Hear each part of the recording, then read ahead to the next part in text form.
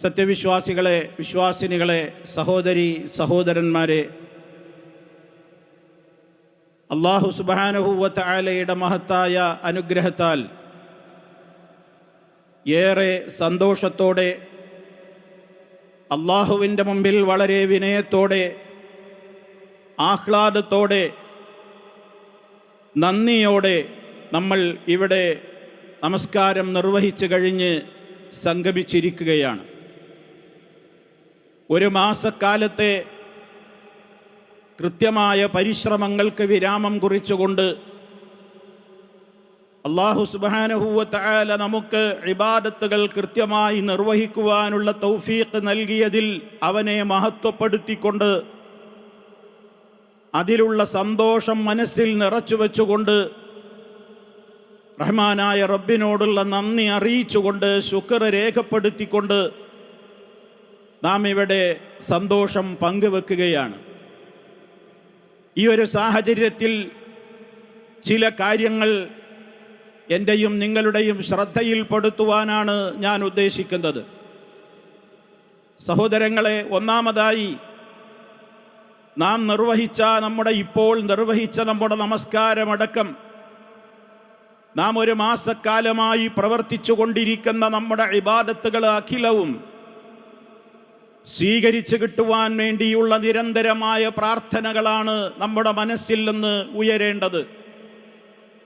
കർമ്മങ്ങൾ ചെയ്യുക എന്നതിനേക്കാളും അപ്പുറം ചെയ്യുന്ന കർമ്മങ്ങൾ അല്ലാഹുവിങ്കൽ സ്വീകാര്യയോഗ്യമായി തീരുക എന്നുള്ളതാണ് ഏറ്റവും പ്രാധാന്യമർഹിക്കുന്ന കാര്യം എന്ന് നമ്മളെല്ലാവരും മനസ്സിലാക്കിയതാണ്. റബ്ബനാ തഖബ്ബൽ മിന്ന, ഞങ്ങളുടെ രക്ഷിതാവേ ഞങ്ങളിൽ നിന്ന് സ്വീകരിക്കണമേ എന്ന പ്രാർത്ഥന, അത് നമ്മുടെ എല്ലാ വിധത്തിലുള്ള ആരാധനകൾക്ക് ശേഷവും ഏത് വിധത്തിൽ അല്ലാഹുവിന് വേണ്ടി നമ്മൾ നിർവഹിക്കുന്ന കർമ്മങ്ങൾക്ക് ശേഷവും നമ്മുടെ മനസ്സിലുണ്ടായിരിക്കേണ്ടുന്ന ആഗ്രഹമാണ്. ഈ ഈദിൻ്റെ സുദിനത്തിൽ നമ്മൾ പരസ്പരം പങ്കുവെക്കുന്ന ആശീർവാദങ്ങളിൽ പോലും,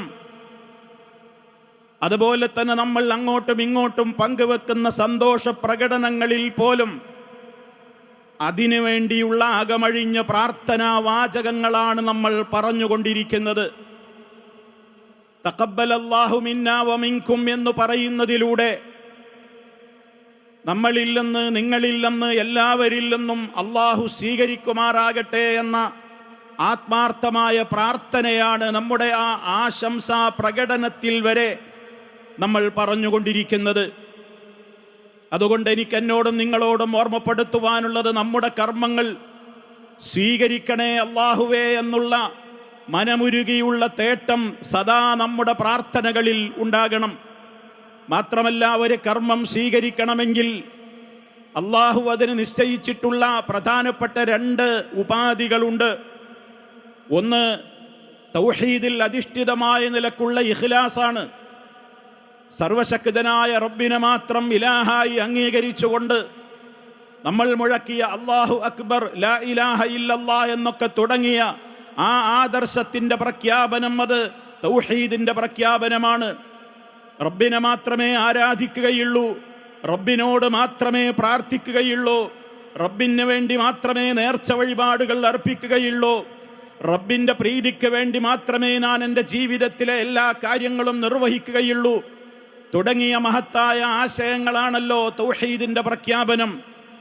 ആ തൗഹീദിൻ്റെ പ്രഖ്യാപനം റബ്ബിൽ നിന്നുള്ള പ്രതിഫലത്തെ മാത്രം മോഹിച്ചുകൊണ്ടുള്ള തൗഹീദിൽ അധിഷ്ഠിതമായ നിലക്കുള്ള ആ ഇഖ്ലാസാണ് ഒരു കർമ്മം സ്വീകരിക്കുവാനുള്ള ഒന്നാമത്തെ മാനദണ്ഡം. അഥവാ ആളുകളെ കാണിക്കുവാനോ പ്രശംസ നേടുവാനോ ഒക്കെ ഉദ്ദേശിച്ചുകൊണ്ടുള്ള ഏതെങ്കിലും പ്രവർത്തനങ്ങൾ ആരെങ്കിലും ചെയ്യുന്നുവെങ്കിലും, അതേപോലെ തന്നെ തൗഹീദിൽ മായം ചേർത്തുകൊണ്ട് ശിർക്കിൻ്റെതായ പ്രവർത്തനങ്ങളിൽ ആരെങ്കിലും ഏർപ്പെട്ടിട്ടുണ്ടെങ്കിലും ആ വ്യക്തിയുടെ കർമ്മം സ്വീകരിക്കില്ല എന്നർത്ഥം. രണ്ടാമതായി, ഒരു കർമ്മം സ്വീകരിക്കുവാൻ ആവശ്യമായത് ഇത്തിബാഉർ റസൂലാണ്. മഹാനായ നബി സല്ലല്ലാഹു അലൈഹി വസല്ലമ പഠിപ്പിച്ചു തന്ന രീതിയിലെ നാം കാര്യങ്ങൾ അനുഷ്ഠിക്കുവാൻ പാടുള്ളൂ. നമ്മുടെ വകയായി ഏതെങ്കിലും പ്രവർത്തനങ്ങൾ ചെയ്യുവാൻ നമുക്ക് നിവൃത്തിയില്ല. അതുകൊണ്ട് നബി സല്ലല്ലാഹു അലൈഹി വസല്ലം കാണിച്ചു തന്ന പാത പിൻപറ്റിക്കൊണ്ടുള്ള പ്രവർത്തനങ്ങൾ മാത്രമേ അള്ളാഹുവിങ്കൽ സൽക്കർമ്മമായി സ്വീകരിക്കുകയുള്ളൂ. അതുകൊണ്ട് ഈ ഉപാധികളൊക്കെ പൂർത്തിയാകുന്ന നിലക്ക് അള്ളാഹുവിങ്കൽ സ്വീകാര്യത ലഭിക്കുന്നവരിൽ റഹ്മാനായ റബ്ബ് നമ്മെ ഉൾപ്പെടുത്തി അനുഗ്രഹിക്കുമാറാകട്ടെ. രണ്ടാമതായി എനിക്ക് സൂചിപ്പിക്കുവാനുള്ളത്, ഒരു മാസക്കാലത്തെ അധ്വാനം എന്തിനു വേണ്ടിയായിരുന്നു? വിശുദ്ധ റമളാനിന്റെ പ്രഖ്യാപനം വന്നത് മുതൽ ഈ സമയം വരെയും നമ്മൾ നിർവഹിച്ച ഓരോ നമസ്കാരങ്ങൾ, അതുപോലെ തന്നെ രാത്രി നമസ്കാരങ്ങൾ, നോമ്പനുഷ്ഠിച്ചത്, സക്കാത്ത് കൊടുത്തത്, സ്വതക്കകൾ നൽകിയത്, ഖുർആൻ പാരായണം ചെയ്തത്, ദിക്റുകൾ ഉരുവിട്ടത്, സ്വലാത്തുകൾ ചൊല്ലിയത്, മനമുരുകി റഹ്മാനായ റബ്ബിനോട് കണ്ണുനീരൊഴുക്കിക്കൊണ്ട് പാതിരാവുകളിലടക്കം ഉറക്കമിളച്ചുകൊണ്ട് നമ്മൾ പ്രാർത്ഥിച്ചത് എന്തിനു വേണ്ടിയായിരുന്നു? നമുക്ക് തഖ്വ വർദ്ധിക്കുവാനായിരുന്നു. ലഅല്ലക്കും തത്തഖൂ, നിങ്ങൾ തഖ്വയുള്ളവരാകുവാൻ എന്നാണല്ലോ അള്ളാഹു അറിയിച്ചത്.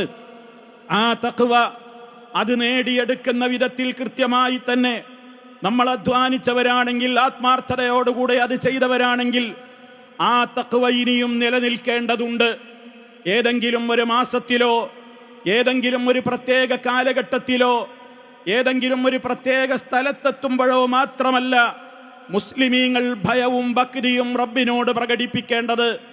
അതവൻ എല്ലാ സ്ഥലത്തും എല്ലാ കാലത്തും അവൻ നിലനിർത്തുകയും പ്രകടിപ്പിക്കുകയും ചെയ്യേണ്ടതാണ്. തിന്മകൾ ചെയ്യുവാനുള്ള വാഞ്ചകളും ആഗ്രഹങ്ങളും നമ്മുടെ മനസ്സുകളിൽ ഉണ്ടായപ്പോഴൊക്കെ നോമ്പ് കാലത്ത്, റമദാൻ കാലത്ത് നമ്മൾ നമ്മുടെ മനസ്സിനെ പഠിപ്പിച്ചത് അരുത്, കാണാൻ പാടില്ലാത്തതിലേക്ക് ഞാൻ നോക്കരുത്, കേൾക്കരുതാത്തതിലേക്ക് ഞാൻ കാതുകൊടുക്കരുത്, പറയരുതാത്തത് ഞാൻ പറയരുത്. ഞാൻ എന്നെയും നിങ്ങൾ ഓരോരുത്തരെയും കൺട്രോൾ ചെയ്തത് ഞാൻ നോമ്പുകാരനാണെന്ന് ഓർമ്മപ്പെടുത്തിക്കൊണ്ടായിരുന്നു. എനിക്ക് നോമ്പാണ്, അതുകൊണ്ടത് ചെയ്തുകൂടാ എന്നായിരുന്നു. ഇനി വരാൻ പോകുന്ന മാസങ്ങളിലും നമ്മൾ നിർവഹിക്കേണ്ടത്, തിന്മകൾക്ക് ഏതെങ്കിലും നിലക്ക് മനുഷ്യന് ആഗ്രഹം തോന്നുമ്പോഴൊക്കെ അവൻ പറയേണ്ടത്, മനസ്സിന് പഠിപ്പിക്കേണ്ടത്, ഞാൻ വ്രതമനുഷ്ഠിച്ചവനാണ്, ഒരു മാസക്കാലം അധ്വാനിച്ചവനാണ്, ആ അധ്വാനത്തിൻ്റെ ഫലങ്ങൾ എനിക്ക് നഷ്ടമായി പോകും. ഇനി വരാൻ പോകുന്ന 11 മാസങ്ങളിലും ഞാൻ തിന്മകളിലേക്ക് പോയാൽ, ആ ചിന്തയോടുകൂടി സഹോദരങ്ങളെ, ഇനി വരാൻ പോകുന്ന ദിവസങ്ങളെയും മാസങ്ങളെയുമൊക്കെ നമ്മൾ കൃത്യമായി തന്നെ തഖ്വയിൽ അധിഷ്ഠിതമായ നിലക്ക് തന്നെ കൺട്രോൾ ചെയ്യേണ്ടതാണ്. അള്ളാഹു എല്ലാ സമയത്തും നമ്മെ നിരീക്ഷിക്കുകയാണ്. ഇന്നല്ലാഹ കാന അലൈക്കും റഖീബ, തീർച്ചയായും അള്ളാഹു നിങ്ങളെ നിരീക്ഷിച്ചു കൊണ്ടിരിക്കുകയാണ്. അത് റമളാനിൽ മാത്രമല്ല, ശവ്വാലിൽ മാത്രമല്ല, ജീവിതത്തിൻ്റെ എല്ലാ ഘട്ടങ്ങളിലും റബ്ബിൻ്റെ ആ നിരീക്ഷണം നമുക്കുണ്ട്. മൂന്നാമതായി പറയാനുള്ളത്, ഈ നിലനിർത്തുന്ന ഭയഭക്തിയുണ്ടല്ലോ, ഇത് റമളാനിൽ മാത്രമായി ചുരുക്കിക്കെട്ടുന്ന ആളുകൾ റമളാൻ കഴിഞ്ഞാൽ എല്ലാത്തിനും ഓപ്പണാക്കുന്ന ഒരു ദുരന്തമുണ്ട്. അത് വരാൻ പാടില്ല. നമുക്ക് മഹാന്മാരായ ഉലമായി രേഖപ്പെടുത്തിയതായി കാണുവാൻ സാധിക്കും. ബീസൽ ഖൗമുൽ ലദീന ലാ യഅരിഫൂന അല്ലാഹ ഇല്ലാ ഫീ റമളാൻ. റമളാനിലല്ലാതെ, റമളാനിൽ മാത്രമല്ലാതെ അള്ളാഹുവിനെ അറിയാതെ ജീവിക്കുന്ന എത്രയോ ആളുകളുണ്ട്. അവരെത്ര ചീത്തയാണ്. ആ ഒരവസ്ഥ നമുക്കുണ്ടാകരുത്. റമളാനിലുണ്ടായിരുന്ന ആ ഒരു റഹ്മാനായ നാഥൻ തന്നെയാണ് നമ്മെ സദാ നിരീക്ഷിച്ചു കൊണ്ടിരിക്കുന്നത്. അതുകൊണ്ട് നമ്മുടെ കർമ്മങ്ങൾ തുടർന്നും നിലനിർത്തേണ്ടതുണ്ട്. വഅബ്ദു റബ്ബക ഹത്താ യഅതിയകൽ യഖീൻ. നിനക്ക് മരണം വരുന്നത് വരെയും നീ നിന്റെ റബ്ബിനെ യഥാർത്ഥമായ നിലക്ക് ഇബാദത്തുകൾ അനുഷ്ഠിച്ചുകൊണ്ട് മുന്നോട്ട് പോകേണ്ടതുണ്ട്. റമളാനിൽ നമസ്കരിച്ച നമസ്കാരം, അതേപോലെ തന്നെ നമ്മുടെ ജമാഅത്ത് നമസ്കാരങ്ങൾ, അതുപോലെ തന്നെ സുന്നത്ത് നോമ്പുകൾ, അതേപോലെ ഏതെല്ലാം കാര്യങ്ങൾ നമ്മുടെ ജീവിതത്തിൽ നമുക്ക് നിലനിർത്തേണ്ടതുണ്ടോ, ഖുർആനുമായുള്ള ബന്ധം, ദിക്റുകളും ദുആകളും, ഇതൊക്കെ വരും കാലങ്ങളിലും നമ്മുടെ ജീവിതത്തിൽ നിലനിൽക്കണം. അതല്ലാതെ റമളാൻ കഴിഞ്ഞില്ലേ, ഇനിയെല്ലാം പഴയ പോലെ എന്ന നിലക്ക് തിന്മകളുടെ ലോകത്തേക്ക് ഇറങ്ങിത്തിരിക്കുന്നവരവസ്ഥക്ക് ആരുടെയെങ്കിലും മനസ്സുകളിൽ അല്പമെങ്കിലും ഒരു ചിന്ത നിലനിൽക്കുന്നുവെങ്കിൽ അത് ഇനി ഞാൻ ചെയ്യില്ല അല്ലാഹുവേ എന്ന പ്രതിജ്ഞയോടെ വേണം നമ്മൾ ഈ കൃത്യമായ മജ്‌ലിസിൽ നിന്ന് നമ്മൾ പുറത്തു പോകുവാൻ. അതുകൊണ്ട് തന്നെ സഹോദരങ്ങളെ, നാലാമതായി ഓർമ്മപ്പെടുത്തുവാനുള്ളത്, നാം ഈദ് ആഘോഷിക്കുന്ന രീതിയെ സംബന്ധിച്ചാണ്. ഇസ്ലാമിലെ ആഘോഷങ്ങളെല്ലാം തന്നെ ദൈവീകമായ അഥവാ അല്ലാഹു സുബ്ഹാനഹു വ തആല പഠിപ്പിച്ചിട്ടുള്ള നിയമങ്ങൾക്കകത്ത് നിലനിന്നുകൊണ്ടുള്ള ആഘോഷങ്ങൾ മാത്രമാണ്. നാം മുഴക്കിയ തക്ബീറുകളോട് യോജിക്കാത്ത ഒരാഘോഷം, നാം അല്ലാഹുവിനോട് 5 നേരം കൈകെട്ടിനെന്ന് പറയുന്ന പ്രതിജ്ഞക്ക് നിരക്കാത്ത ഒരാഘോഷം എന്തിൻ്റെ പേരിലാണെങ്കിലും ഇസ്ലാം അനുവദിക്കുന്നില്ല. അതുകൊണ്ട് തന്നെ അല്ലാഹു അക്ബർ, അല്ലാഹുവാണ് എനിക്ക് ഏറ്റവും വലിയവൻ, ആ റബ്ബിനെ കഴിഞ്ഞേ എനിക്ക് മറ്റുള്ളതെല്ലാം ഉള്ളൂ, റബ്ബ് വെറുക്കുന്നത് ഞാൻ വെറുക്കുന്നു, റബ്ബ് ഇഷ്ടപ്പെടുന്നതേ ഞാൻ ഇഷ്ടപ്പെടുകയുള്ളൂ, ആ ചിന്തയോടെ കൃത്യമായി ആ മുഴക്കുന്ന തക്ബീറുകളോട് കൂറുപുലർത്തിക്കൊണ്ടുള്ള ഒരാഘോഷ രീതി മാത്രമേ നമുക്കുണ്ടാകാവൂ. നമുക്കനുവദിക്കപ്പെട്ടതായ നല്ല പുതുവസ്ത്രങ്ങൾ, അതുപോലെ തന്നെ സുഗന്ധങ്ങൾ, അതേപോലെ നല്ല ഭക്ഷണങ്ങൾ തയ്യാറാക്കൽ, അനുവദിക്കപ്പെട്ട വിനോദങ്ങൾ, യാത്രകൾ പോലെയുള്ള എല്ലാ കാര്യങ്ങളും ഇസ്ലാം അനുവദിച്ചു തന്നിരിക്കുകയാണ്. പക്ഷേ ഇന്നിൻ്റെ കാലഘട്ടം ലഹരിയില്ലാതെ ഒരാഘോഷമോ എന്ന് ചിന്തിക്കുന്ന കാലത്താണ് നമ്മൾ ജീവിച്ചു കൊണ്ടിരിക്കുന്നത്. സഹോദരങ്ങളെ, രാജ്യത്തൊട്ടാകെ ലഹരി ചർച്ചയായി മാറുകയാണ്. മയക്കുമരുന്നിൻ്റെയും ലഹരിയുടെയുമൊക്കെ മേമ്പൊടിയില്ലാതെ എന്ത് ആഘോഷങ്ങളാണ് എന്നാണ് ചെറുതലമുറ അതല്ലെങ്കിൽ പുതുതലമുറ ആലോചിച്ചു കൊണ്ടേയിരിക്കുന്നത്. എത്ര കുറഞ്ഞ അളവിൽ ഉപയോഗിക്കുന്നതും ഇസ്ലാം വിരോധിച്ചല്ലോ. അതുകൊണ്ട് തന്നെ ഇത്ര അളവിൽ ഉപയോഗിച്ചാലേ തെറ്റാവൂ എന്ന ഒരു പരിധി ഇസ്ലാം നിശ്ചയിച്ചിട്ടില്ല. മറിച്ച് ഒരൊറ്റ അടിസ്ഥാന നിയമമാണ് ഇസ്ലാമിന് പറയാനുള്ളത്. മാ അസ്കറ കസീറുഹു, അധികം ഉപയോഗിച്ചു കഴിഞ്ഞാൽ ലഹരി ഉണ്ടാക്കുന്ന ഏതെല്ലാം വസ്തുക്കളുണ്ടോ ഫഖലീലുഹു ഹറാം, അതിലേറ്റവും ഒരു ചെറിയ അളവ് പോലും നിഷിദ്ധമാണ് എന്നുള്ളതാണ് ഇസ്ലാം പഠിപ്പിച്ചിട്ടുള്ള നിയമം.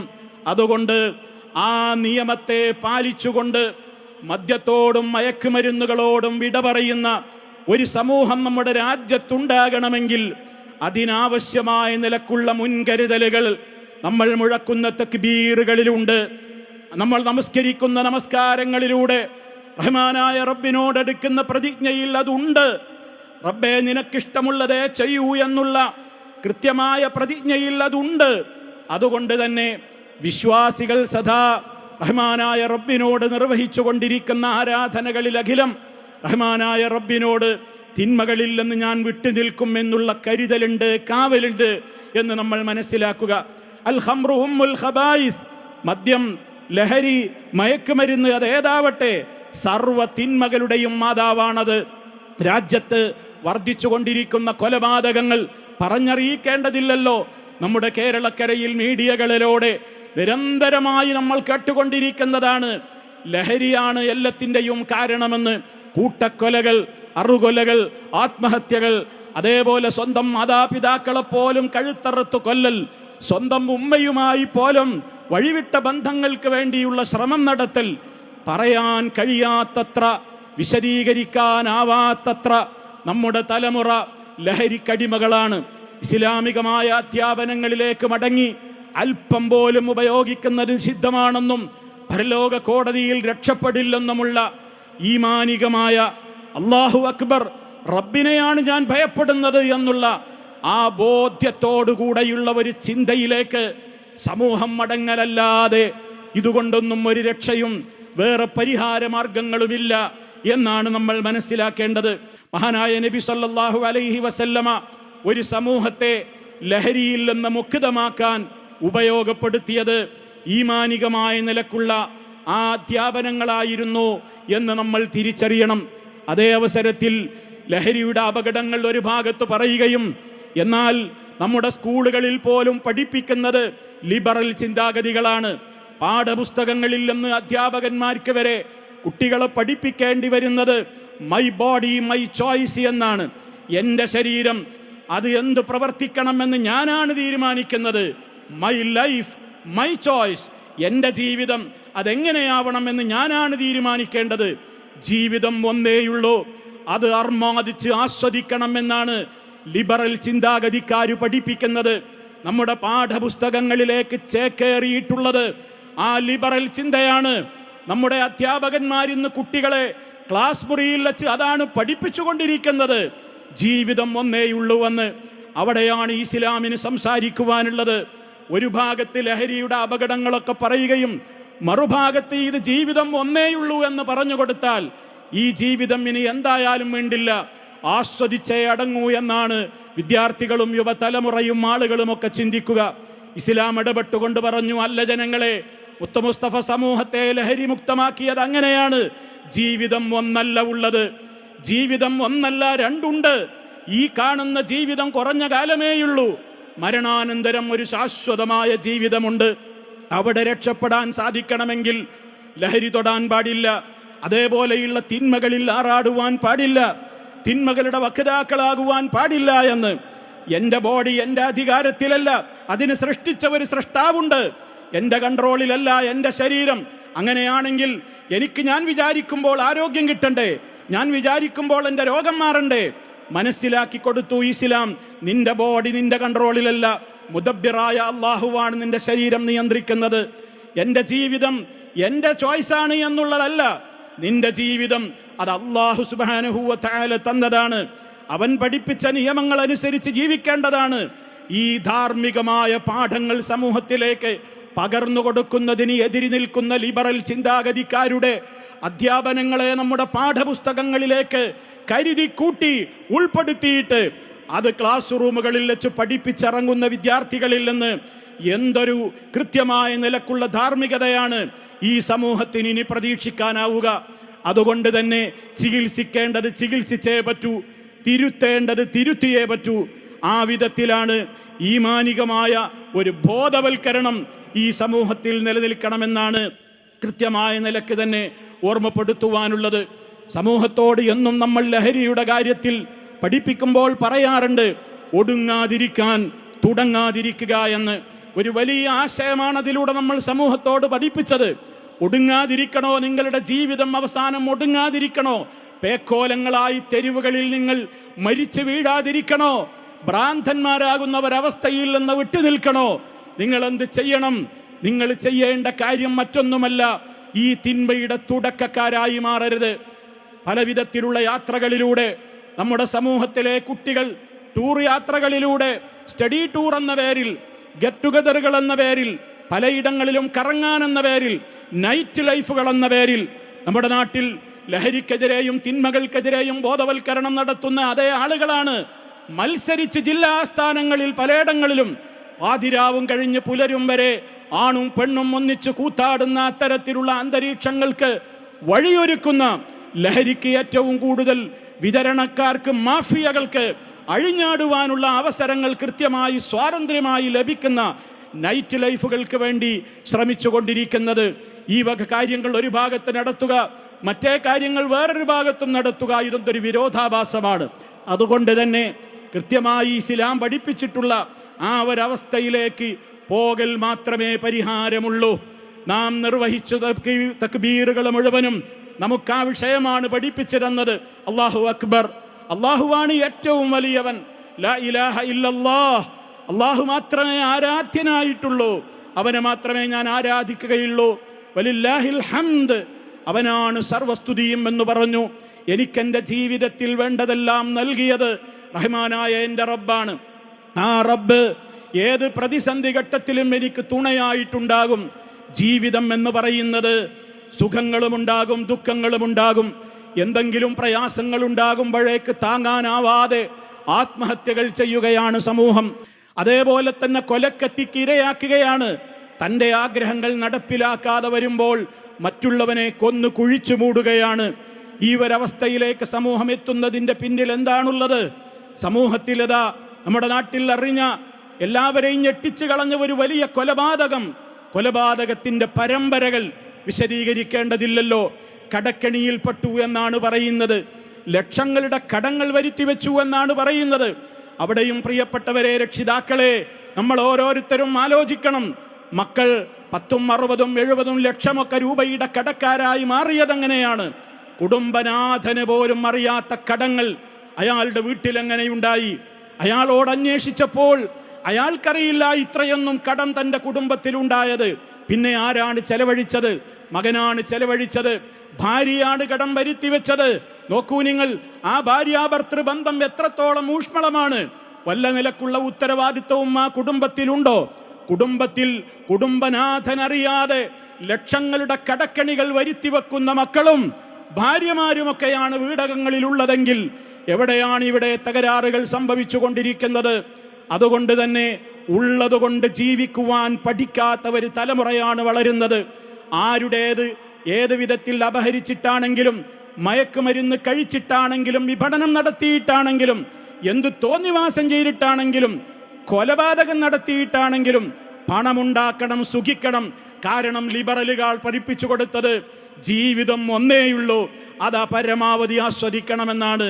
അതുകൊണ്ട് തന്നെ അല്ലാഹു അക്ബർ എന്ന ചിന്തയിലൂടെ റബ്ബുണ്ട്, റബ്ബ് എന്നെ പരലോകത്ത് ഇതിന് ചോദ്യം ചെയ്യുമെന്ന കൃത്യവും കണിശവുമായ ബോധ്യത്തോടുകൂടി പ്രവർത്തിക്കലല്ലാതെ നിവൃത്തിയില്ല. ഉള്ളതുകൊണ്ട് ജീവിക്കാൻ പഠിച്ചാൽ സാമ്പത്തികമായ നിലക്കുള്ള ഭാരിച്ച പലിശയുടെ കെണിയിൽ പോയി ചാടുക വിധത്തിലുള്ള ഏതെല്ലാം മാരകമായ സാമ്പത്തിക തട്ടിപ്പുകളുടെയും സാമ്പത്തിക വഴിവിട്ട ക്രമക്കേടുകളുടെയും കാര്യങ്ങളുണ്ടോ അതിലൊക്കെ ചെന്നുപെടാതെ നമുക്ക് സൂക്ഷിക്കുവാൻ സാധിക്കും. ആർഭാട ജീവിതത്തിന് വേണ്ടി അടിച്ചു പൊളിക്കുക എന്ന ലക്ഷ്യത്തിന് വേണ്ടി കടങ്ങൾ വരുത്തിവെക്കുന്ന തലമുറയാണ് വർദ്ധിച്ചു കൊണ്ടിരിക്കുന്നത് എന്ന തിരിച്ചറിവ് പ്രിയമുള്ളവരെ ഇവിടെ കൂടിയ ഓരോ രക്ഷിതാക്കൾക്കും ഉണ്ടാകണം. അതുകൊണ്ട് തന്നെ പാരന്റിങ് ഏറ്റവും പ്രധാനപ്പെട്ട ഒരു കാര്യമാണ്. രക്ഷിതാക്കൾ മക്കളെ വളർത്തുന്ന ഘട്ടത്തിൽ നമ്മൾ അറിയണം, വീട് വിട്ട് ഇറങ്ങിപ്പോവുകയാണ്. 9ാം ക്ലാസ്സുകാരിയും 10ാം ക്ലാസ്സുകാരിയും ഒക്കെ വീട് വിട്ട് പല ദൂര രാജ്യങ്ങളിലേക്ക് ഒളിച്ചോടുകയാണ്. അതേപോലെ തന്നെ ഭാര്യമാർ അവരുടെ ഭർത്താക്കന്മാരെ വഞ്ചിച്ചുകൊണ്ട്, ഭർത്താക്കന്മാർ ഭാര്യമാരെ വഞ്ചിച്ചുകൊണ്ടൊക്കെ ദാമ്പത്യ മേഖലയിലുള്ള വിശ്വാസങ്ങൾ തകരുകയാണ്. ഒളിച്ചോട്ടങ്ങൾ വർദ്ധിച്ചു കൊണ്ടിരിക്കുകയാണ്. വഴിവിട്ട ചാറ്റിങ്ങുകളും പ്രണയക്കുരുക്കുകളിൽ അകപ്പെട്ട് അവസാനം കൊല്ലലും കൊല്ലിക്കലും ആത്മഹത്യ ചെയ്യലും എല്ലാം സമൂഹത്തിൽ വർദ്ധിച്ചു കൊണ്ടിരിക്കുകയാണ്. കണക്കുകളൊന്നും നമ്മൾ നിരത്തേണ്ടതില്ല. അതേപോലെ മറ്റൊരു കാര്യം സൂചിപ്പിക്കുവാനുള്ളത്, ആത്മീയ കച്ചവടക്കാർ, ലഹരി മാഫിയ പോലെ വളർന്നു വരുന്ന മറ്റൊരു മാഫിയയാണ് ആത്മീയ മാഫിയകൾ. അവർ സമൂഹത്തിൽ ഇല്ലാത്ത കുറേ കാര്യങ്ങൾ പറഞ്ഞ് സമൂഹത്തിൻ്റെ അടുക്കൽ നിന്ന് ഭൗതികമായ നേട്ടങ്ങൾ കൊയ്തെടുക്കുകയാണ്. അതേപോലെ തൻ്റെ വീട്ടിൻ്റെ അയൽക്കാരിയായ ഒരു മുടിക്ക് നീളം കൂടിയ ഒരു പെണ്ണുണ്ടായതാണ് എൻ്റെ കുടുംബത്തിലെ എല്ലാ തകർച്ചക്കും കാരണമായതെന്ന ഏതോ ഒരുത്തൻ്റെ പ്രവചനം വിശ്വസിച്ചുകൊണ്ടാണ് ഒരു കൂട്ടക്കൊല ഒരു വ്യക്തി നമ്മുടെ നാട്ടിൽ നടത്തിയത് എന്നുള്ളത് കൃത്യമായി എല്ലാവരും അറിഞ്ഞവരാണ്. ആത്മീയതയാണ് അവിടെ കൈമുതലാക്കി ചിലരൊക്കെ കൊണ്ട് നടന്നത്. ഇസ്ലാം പഠിപ്പിച്ചിട്ടുള്ള ആത്മീയമായ കാര്യങ്ങളുണ്ട്. ആ ആത്മീയമായ മേഖലകൾക്കപ്പുറം ചൂഷണത്തിന് വേണ്ടി നിൽക്കുന്ന ആത്മീയ വാണിഭക്കാരെ കരുതിയിരിക്കണമെന്നാണ് ഈ അവസരത്തിൽ ഓർമ്മപ്പെടുത്തുവാനുള്ളത്. അതേപോലെ തന്നെ ബന്ധങ്ങൾ വളരെ ഊഷ്മളമാക്കുന്ന പ്രത്യേകമായ ദിനമാണ് ഈദിൻ്റെ സുദിനങ്ങൾ.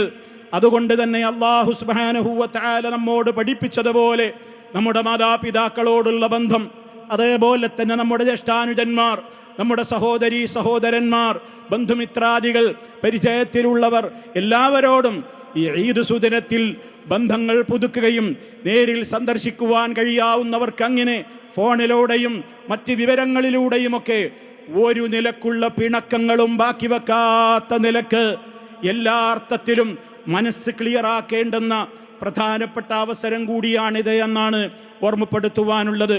സഹോദരിമാരോട് പ്രത്യേകം ഓർമ്മപ്പെടുത്തുകയാണ്. മഹാനായ നബി സല്ലല്ലാഹു അലൈഹി വസല്ലമ ഈദിൻ്റെ ഖുതുബയിലൂടെ സഹോദരിമാരോട് പ്രത്യേകം ചില കാര്യങ്ങൾ പറഞ്ഞിരുന്നു. അത് അവരുടെ പരലോകവുമായി ബന്ധപ്പെട്ട കാര്യങ്ങൾ തന്നെയായിരുന്നു. നരകാഗ്നിയിൽ ധാരാളക്കണക്കിന് സ്ത്രീകളെയാണ് എനിക്ക് കാണാൻ സാധിച്ചതെന്ന് മുഹമ്മദ് മുസ്തഫ സല്ലല്ലാഹു അലൈഹി വസല്ലമ പഠിപ്പിക്കുകയും അവരല്ലാഹുവിനോട് ചെയ്യേണ്ടുന്ന നന്ദിയിൽ കൃത്രിമം കാണിച്ചുകൊണ്ട് നന്ദികെട്ട ജീവിതമാണ് അവർ ജീവിക്കുന്നത്, അതിനാലാണ് അവർ നരകാഗ്നിയിൽ കൂടുതൽ കിടക്കേണ്ടി വരുന്നത് എന്നുള്ള പാഠം നമുക്ക് കരുത്തു പകരേണ്ടതാണ്. നിങ്ങളുടെ ജീവിതത്തിൽ നിങ്ങളുടെ ശരീരത്തിൻ്റെ സൗന്ദര്യം അത് നിങ്ങളുടെ ഭർത്താവിന് മാത്രം ആസ്വദിക്കുവാനുള്ളതാണ്. ഒരു ആഘോഷത്തിൻ്റെ പേരിലോ ഒരു യാത്രയുടെ പേരിലോ ഒന്നിൻ്റെയും പേരിൽ തൻ്റെ ശരീരത്തിൽ അരുതാത്ത ഒരു ഭാഗം മറ്റൊരാളും കാണുന്ന നിലക്കുള്ള വസ്ത്രധാരണ രീതി ഒരു സഹോദരിമാരും ഒരു സമയത്തും സ്വീകരിക്കുവാൻ പാടില്ല എന്ന് പ്രത്യേകം ഈ അവസരത്തിൽ ഓർമ്മപ്പെടുത്തുകയാണ്. കർമ്മങ്ങൾ തകരുവാൻ എളുപ്പമാണെന്ന് കൃത്യമായി നമ്മൾ അറിഞ്ഞിരിക്കണം. ഒരു മാസക്കാലത്തെ അധ്വാനം എത്രയെല്ലാം പ്രയാസപ്പെട്ടുകൊണ്ടാണ് നമ്മൾ നോമ്പെടുത്തതും നമസ്കരിച്ചതും മറ്റു കാര്യങ്ങൾ ശ്രദ്ധിച്ചതുമൊക്കെ. കണ്ണുകൾ ഒരുപാട് ഖുർആനിലേക്ക് നോക്കിയ കണ്ണുകളാണ്. വിശുദ്ധ ഖുർആനിന്റെ ആയത്തുകൾ കേട്ട കാതുകളാണ്. ദിക്റുകൾ ചൊല്ലിയ നാവുകളാണ്. ആയത്തുകൾ പാരായണം ചെയ്ത നാവുകളാണ്. ഇനി ഇതേ കണ്ണുകൊണ്ട് തന്നെ മാലിന്യങ്ങളിലേക്ക് നോക്കരുത് പ്രിയമുള്ളവരെ. ഇതേ കാതുകൊണ്ടിനി മാലിന്യങ്ങൾ കേൾക്കരുത് പ്രിയമുള്ളവരെ. ഇതേ നാവുകൊണ്ടിനി അള്ളാഹുവിന് ഇഷ്ടപ്പെടാത്തത് പറയരുത്. അള്ളാഹുവിന് ഇഷ്ടപ്പെടാത്ത വേദികളിൽ പോകരുത്.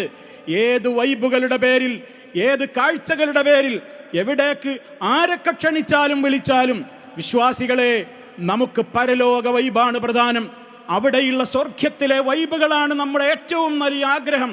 അതിന് കോട്ടം തട്ടുന്ന വിധത്തിലുള്ള ഒരു വേദികളിലേക്കും ഒരിടങ്ങളിലേക്കും വിശ്വാസികളെ നമ്മൾ ഒരിക്കലും പോകരുത്.